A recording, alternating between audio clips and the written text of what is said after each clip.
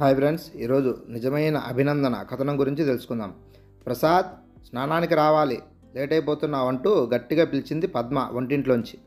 ఇదిగో 5 నిమిషాల్లో వస్తున్నానమ్మా అని బదులిచ్చాడు ప్రసాద్ రాస్తున్న పుస్తకంలోంచి తల ఎత్తకుండానే.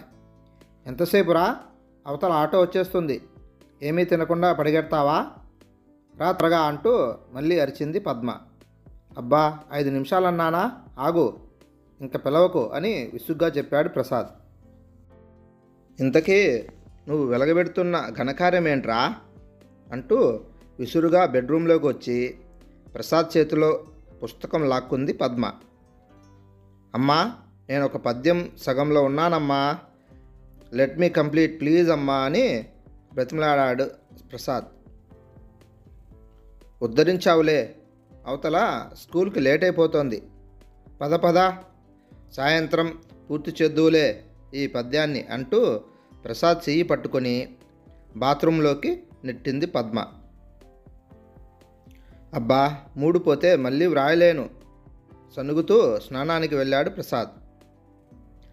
శ్రావణ శుక్రవారం పేరంటానికి వెళ్ళింది పద్మ ఎదురింటికి.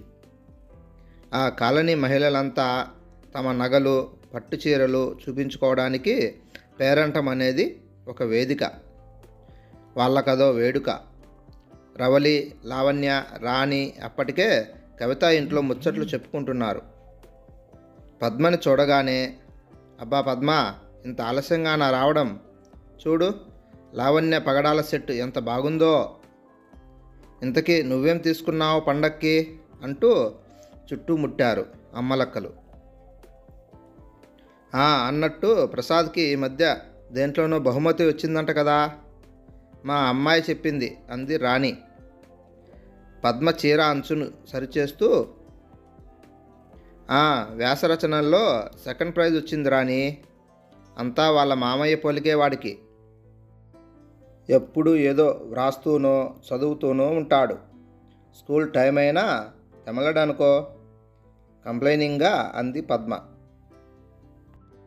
పోన్లే పద్మ, ఎంతమంది పిల్లలు అంత టాలెంట్గా ఉంటారు వాడిలా, అస్తమానం ఆటలు, పోచుకోళ్ళు, కబుర్లేగా వీళ్ళకి, మీ వాణ్ణి బాగా ఎంకరేజ్ చెయ్యి, మంచి రైటర్ అవుతారు అన్నాడు ఫ్రెండ్స్ ముక్త కంఠంతో. అలాగే అని నవ్వుతూ వాయనం తీసుకొని ఇంటికి వెళ్ళిపోయింది పద్మ. ఆ రోజు స్కూల్ నుంచి బిక్కమొహంతో వచ్చాడు ప్రసాద్. ఏం నాన్నా అలా ఉన్నావు, మధ్యాహ్నం అన్నం తినలేదా, ఏం జరిగింది అంటూ అనునయంగా అడిగింది పద్మ. లేదమ్మా, నిన్న మా స్కూల్లో టీచర్స్ డే అయిందన్నాను కదా. అవును, నువ్వు పద్యం కూడా చెప్పినట్టున్నావు కదరా. అవునమ్మా, నన్ను అంతా మెచ్చుకున్నారు, చీఫ్ గెస్ట్ కూడా పొగిడారు. టీచర్ గురించి నేను మా గురువు శ్రేష్టమైన తరువు, నిజంగా వారు కల్పతరువు అని పోలుస్తూ, తరువు నీడతో పాటు మధుర ఫలాలను ఇస్తే, గురువు ప్రేమాప్యాయతల నీడతో పాటు విద్యా ఫలాలను ఇస్తారని, తరువు వేళ్ళని నీటితో తడిపినట్లే గురు పాదాలని కృతజ్ఞతా బాష్పాలతో అభిషేకించిన రుణం తీరదని చెప్పానమ్మా. కానీ ఇవాళ మా తెలుగు టీచర్ నన్ను అందరి ముందు ఎగతాళి చేశారమ్మా అని ఏడుపు గొంతుతో చెప్పాడు ప్రసాద్. ఏమన్నారా ఆరాటంగా అడిగింది పద్మ. నువ్వు కవిత వ్రాయడమేంటి, నీ మొహం, నువ్వు కవిత రాశావంటే నేను అసలు నమ్మను, నిజం చెప్పు, ఎక్కడ కాపీ కొట్టావు అని అన్నారమ్మా. నిజంగా నేనే వ్రాసాను టీచర్ అన్నా. ఆవిడ ఒప్పుకోకుండా, నీకంత సీన్ లేదు కానీ ఏ పుస్తకంలోంచి చూసి బట్టి పట్టి చెప్పావో చెప్పు అని అన్నారమ్మా. మా ఫ్రెండ్స్ అంతా ఒకటే నవ్వులు అని ధీనంగా చెప్తున్న ప్రసాద్ని చూస్తుంటే పద్మకి గుండె తరుక్కుపోయినట్లయింది. డాడీ రాని చెప్తాం అంది ఓదార్పుగా పద్మ. ఆఫీస్ నుంచి వచ్చిన శేఖర్కి కాఫీ ఇచ్చి జరిగింది క్లుప్తంగా వివరించింది పద్మ. కాసేపు ఆలోచిస్తూ ఉండిపోయాడు శేఖర్. పిల్లల్ని ప్రోత్సహించాల్సిన టీచర్లే ఇలా వెటకారంగా మాట్లాడితే వాళ్ళ భవిష్యత్తు ఏమైపోవాలండి, మీరు ఒకసారి హెడ్ మాస్టర్తో మాట్లాడరండి అని అర్థింపుగా అంది పద్మ. కంప్లైంట్ చేయడం పెద్ద పనేం కాదు, కానీ దానివల్ల జరిగేదేం లేదు. ఆయన ముందు తల వంచుకొని తిరిగి మన వాణ్ణి హేళన చేయొచ్చు. దానికంటే ఆవిడకే వీడు తను వ్రాసిన కవితల పుస్తకం చూపిస్తే మంచిదేమో, అర్థం చేసుకుంటుంది కదా. రేపు నేను వాడి కవితల పుస్తకం పట్టుకెళ్ళి మాట్లాడతాలే అని అన్నాడు శేఖర్ స్నానానికి లేస్తూ. వద్దు డాడీ, మా టీచర్ బుక్ చూసినా నమ్మరు, ఎక్కడో కాపీ చేశాననే అంటారు. తనన్న మాట ఆవిడ వెనక్కి తీసుకోరు సరికదా, ఇంకా సాధించాలని చూస్తారు. ఇక మీదట కవితలు ఎప్పుడూ వ్రాయను అంటూ కన్నీటి పర్యంతం అయ్యాడు ప్రసాద్. ప్రసాద్ 7వ తరగతి చదువుకుతున్నాడు. చాలా సున్నితమైన మనసు ప్రసాద్ది. ఎవరైనా ఏదైనా అంటే లోపల కుమిలిపోతాడే తప్ప ఎదిరించి మాట్లాడడు. మంచి భావుకత ఉన్న కుర్రాడు. వాళ్ళు మామయ్య వాడు 4వ క్లాస్లో ఉన్నప్పుడు ఒక డైరీని ప్రజెంట్ చేసి ఏవైనా మంచి విషయాలు, కవితలు దీంట్లో వ్రాసుకో అంటూ మంచి కొటేషన్ వ్రాసిచ్చాడు. ఆ ప్రేరణతోనే దాదాపు 30 దాకా కవితలు వ్రాశాడు.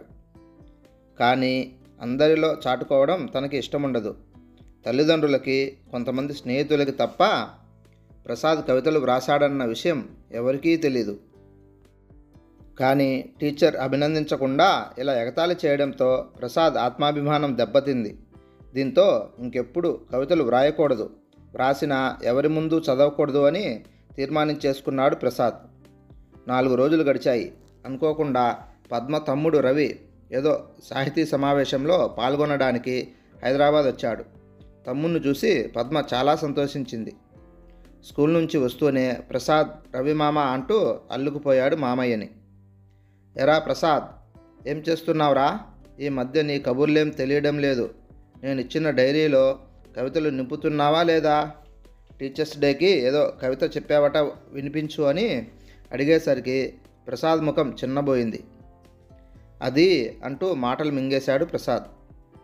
జరిగిందంతా అక్క ద్వారా విని పెద్దగా నవ్వేశాడు రవి. నువ్వు నవ్వుతున్నావు కానీ మేమెంత బాధపడుతున్నామో తెలుసా? ఆవిడ మాటలకి స్కూల్కి వెళ్ళి కనుక్కోమంటే ఇంకా కక్ష కట్టేసి ఇంకా హేళన చేస్తుందేమోనని మీ బావగారు ఊరుకుండిపోయారు. ప్రోత్సహించి వెన్ను తట్టాల్సిన టీచర్లు ఇలా చేయడం ఏమన్నా బాగుందట్రా రవి అంటూ వేదనగా అడిగిన పద్మ మాటలకి అడ్డు తగులుతూ, ఏంటక్క నువ్వు కూడా? ఆవిడ తప్పుగా ఏమందని అసలు అంటున్న రవిని ఆశ్చర్యంగా చూడసాగాడు ప్రసాద్. పద్మలిద్దరు. ఏంటి, ఆవిడ తప్పుగా ఏమనలేదా? నువ్వేం మాట్లాడుతున్నావో అర్థమవుతోందా అసలు? కోపంగా అడిగింది పద్మ. ప్రసాద్ అయితే ఆశ్చర్యంలోంచి ఇంకా తేరుకోలేదు. అవును, అర్థమయ్యే మాట్లాడుతున్నా. ఎరా ప్రసాద్, మీ టీచర్ ఏమన్నారు అని అడిగారు రవి. అదే మామా, ఇది నువ్వు వ్రాయనే లేదు, ఎవరో వ్రాస్తే కాపీ కొట్టావు అన్నాడు ప్రసాద్ చెప్పలేక చెప్తున్నట్లు. అంటే అర్థమేంటి? ఇంత చిన్నపిల్లాడు అంత పెద్ద స్థాయి కవిలా వ్రాసాడనే కదా. నీ వయసుకి, నీ క్లాసుకి నువ్వు రాసిన కవిత ఎన్నో రెట్లు హెచ్చు స్థాయిలో ఉంది కాబట్టి ఆమెకి నమ్మశక్యంగా లేదు. అందుకే ఎవరో పెద్ద కవి రాసిన కవితగా నీ కవితని భావించింది. నువ్వు నీ వయసుకు తగ్గట్టు మామూలు కవిత వ్రాసుంటే నమ్మేది. ఇప్పుడు నువ్వు రాసిన కవితని చూస్తే ఎవరో చేయి తిరిగిన కవి వ్రాసినట్లుగా ఉంది. అందుకే ఆవిడ నువ్వు వ్రాయలేదు, ఎవరో వ్రాసింది నువ్వు చెప్పావని అంది. అంటే ఇది ఖచ్చితంగా అభినందనే కానీ వెటకారం కాదు. దీనివల్ల నువ్వు బాగా ఇన్స్పైర్ అయ్యి ఇంకా బాగా వ్రాయాలి, కానీ ఏడుస్తూ కూర్చోకూడదు, తెలిసిందా అన్నాడు నవ్వుతూ రవి ప్రసాద్ భుజం తడుతూ. హ్యాట్సాబ్బా మర్ది అంటూ చప్పట్లు కొడుతూ లోపలికి వస్తున్న శేఖర్కి నవ్వుతూ అభివాదం చేస్తూ, అవును బావా, ఏ విషయమైనా మనం ఎలా ఆలోచిస్తే అలాగే కనిపిస్తుంది. అందుకే ఎప్పుడు కూడా పాజిటివ్గా ఆలోచించడం, పాజిటివ్గా చూడడం, పాజిటివ్గా మాట్లాడడం అలవాటు చేసుకోవాలి. అప్పుడు అవతలి వాళ్ళు ఏ ఉద్దేశంతో మాట్లాడినా పాజిటివ్గానే స్పందిస్తాం.